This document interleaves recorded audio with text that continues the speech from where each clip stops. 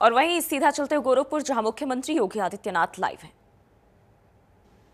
आध्यात्मिक धार्मिक कार्यक्रमों के उद्देश्य से कथा ज्ञान यज्ञ के आयोजन के साथ गोरखपुर के श्रद्धालु जुड़ते हैं।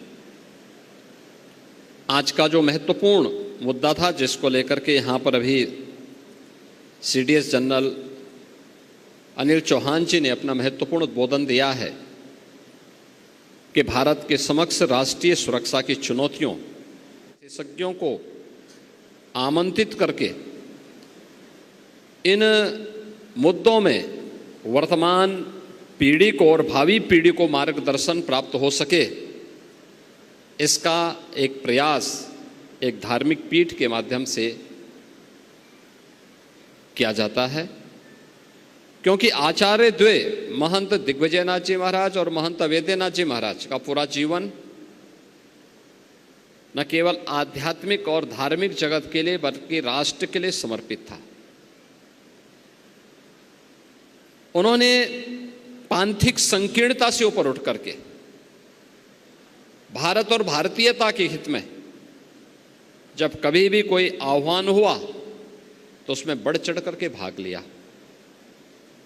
और इसलिए उनकी पुण्य स्मृति में जब व्याख्यानमाला उनकी पुण्यतिथि के अवसर पर आयोजित होते हैं तो इसके दोनों पक्षों को हम लेकर के चलते हैं।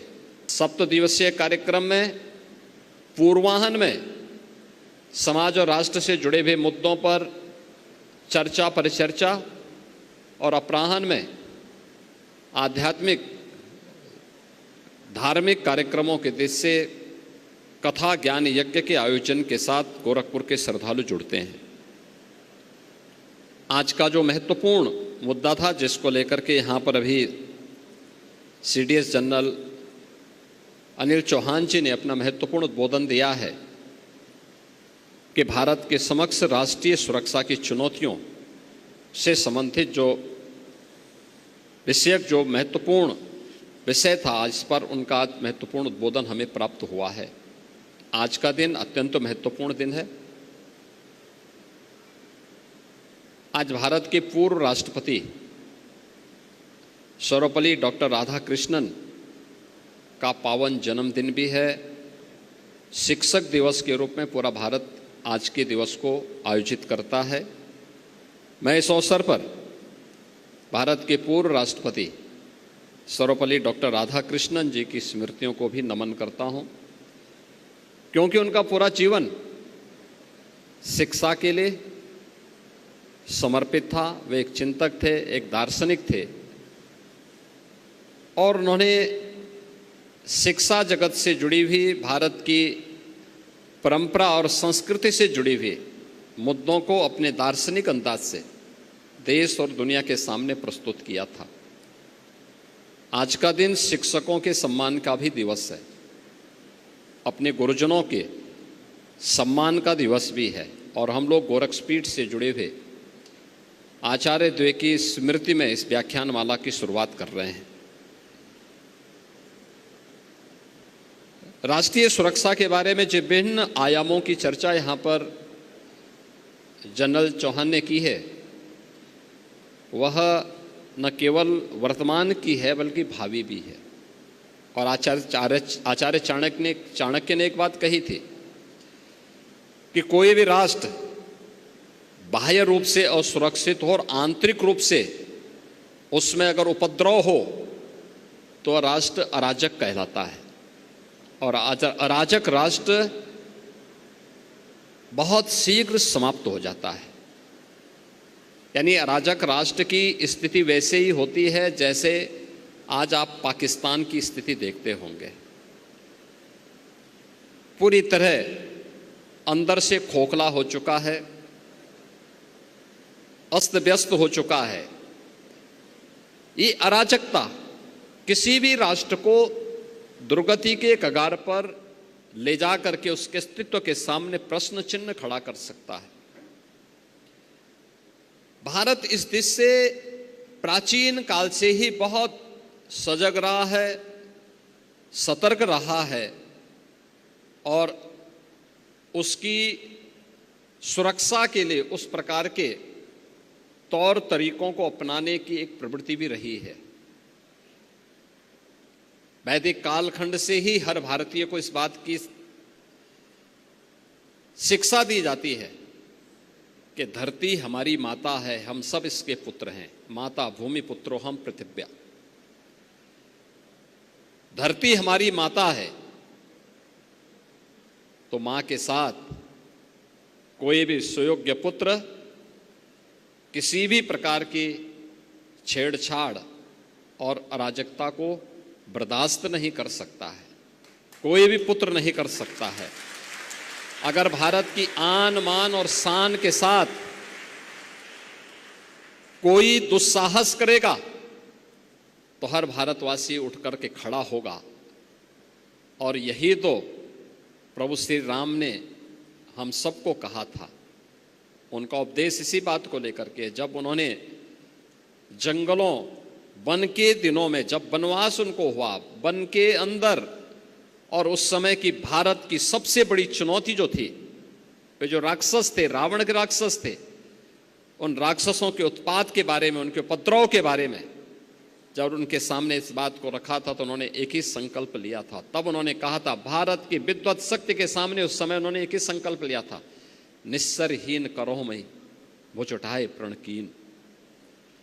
यानी एक ही प्रण किया था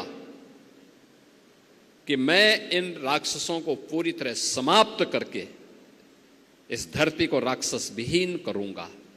ये राक्षस विहीन करने का मतलब उन उपद्रवी तत्वों को जो हमारी राष्ट्र की सुरक्षा में सेंध लगा रहे हैं, इनसे अपने राष्ट्र को मुक्ति दिलाऊंगा। यह संकल्प राम राज्य की आधारशिला बनी थी। याद रखना, राम राज्य एक आदर्श व्यवस्था है, राज की, शासन की आदर्श व्यवस्था, जिसमें किसी भी प्रकार का कोई दुख, कोई रोग, कोई शोक, कोई संताप, जिसके लिए कोई स्थान नहीं। हर व्यक्ति सुरक्षित है, हर व्यक्ति खुशहाल है, हर व्यक्ति समृद्धि के एक नई आस के साथ आगे बढ़ रहा है, एक स्वस्थ प्रतिस्पर्धा के साथ आगे बढ़ रहा है। और यही तो भाव था जो प्रभु राम ने हम सबको राम राज्य के माध्यम से दिया। लीलाधारी भगवान श्री कृष्ण ने भी यही कहा था। उन्होंने भी इस बात को कहा था कि परित्राणाय साधूनाम विनाशाय च दुष्कृताम। यानी सज्जनों का संरक्षण, अपने नागरिकों को संरक्षण करना, उन्हें सुरक्षा प्रदान करना। लेकिन जो दुष्ट प्रवृत्तियां हैं, जो समाज की सुरक्षा के लिए, राष्ट्र की सुरक्षा के लिए खतरा बने हुए हैं, इनका संहार करके ही कोई राष्ट्र अपने को सुरक्षित महसूस कर सकता है। याद रखना, समृद्धि के लक्ष्य को सुरक्षा के माहौल में ही प्राप्त किया जा सकता है। और विकसित भारत की इस परिकल्पना को साकार करने के लिए प्रधानमंत्री जी ने जो हर भारतवासी के सामने अमृत काल के दौरान देश की शताब्दी महोत्सव के जो लक्ष्य हमारे हैं, उनमें जो उन्होंने पंच प्रण का संकल्प भारतवासियों को दिलाया था, वे पंच प्रण में भारत की सेना और भारत की वर्दीधारी उन जवानों के प्रति सम्मान का भाव रखना, उसमें से एक संकल्प है। क्योंकि राष्ट्रीय सुरक्षा, आप सुरक्षा का एहसास तब आप अपने जीवन में सुख की नींद इसलिए सो रहे हैं क्योंकि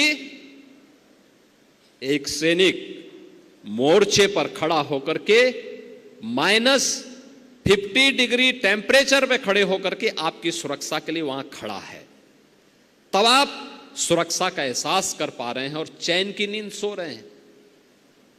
देखो, आप सुरक्षा का एहसास आपको इसलिए हो रहा है, आप अपने घर में इसलिए चैन की नींद सो रहे हैं क्योंकि एक जवान अपने मोर्चे पर खड़े होकर के लगातार सजग होकर के आंतरिक और बाह्य सुरक्षा के प्रति, पूरे देश के प्रति अपने कर्तव्यों का निर्वहन कर रहा है।